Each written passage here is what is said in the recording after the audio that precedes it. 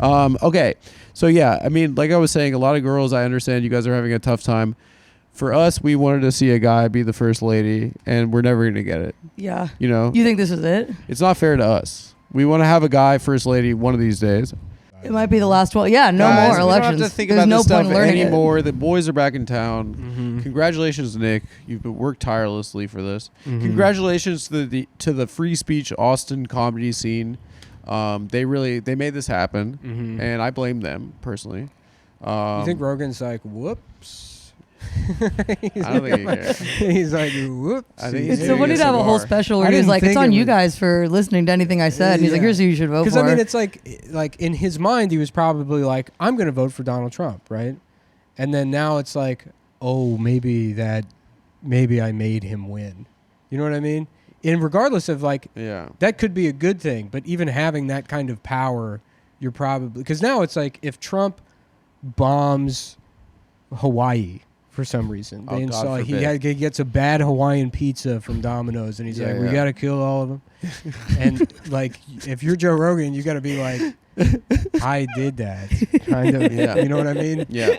Now it's all on him. His fingerprints are all over all of this. Right, Yeah. If they liquidate the civil service and do Project 25, whatever that is, he'd have to go down there and restart the Samoan race. It is Rogan. Because he's the closest, I think. Yeah. He has to teach them their language again. Yeah, he has to be like, listen, we're all apocobejes and like is locos only. And Rogan is going to be the one that has to restart that. You know? Yeah, I mean, I guess it's like, this is 2016 all over again. I think like if you elect Trump once, you could be like play it off like an accident.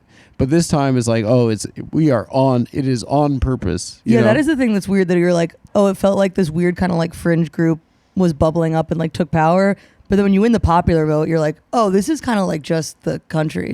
Well, also, if you win the popular vote, that should like disqualify you from holding public office. Why? Like if most Americans are like, you're awesome, it's like, that's not a good sign. Well, my thesis is it's the cooler person wins every time, right? Since Jimmy Carter, I think the cooler person has won every election. Biden Trump though? Because he was down, he wasn't cool because of COVID. Everyone was like, this guy's a loser now. But pretty much every single time it's the cooler guy who wins. Obama's cooler than Mitt Romney. He was cooler than McCain. Terrible pilot. Crashes. Goes to... I mean, I don't know, guys. The thing about the accident thing is the first time around, I pitched it in my mind until Tuesday as Anthony Wiener got caught for a fourth time sending his penis out. That happened again? No. Last time around. Quietly during the election? He could have really gotten away with it this time. Yeah, but then like Comey wrote that letter, and then it kind of, I was like, okay, it was a total accident. This guy sent his penis, and then now Trump's the president. But this time around, I'm like, oh no, the Democrats are they're losers. I mean, there's no other excuse this time. You can't blame a man's penis.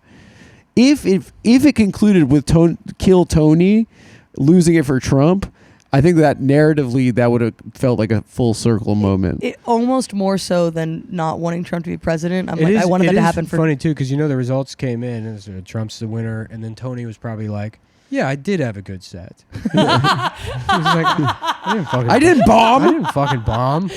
That's probably his genuine reaction. Fuck you guys. I wanted Tony having thrown the election would have been so funny though. It would have been amazing. That like kids in 50 years having to like read a history book and like learn about they're not Tony Hinchcliffe.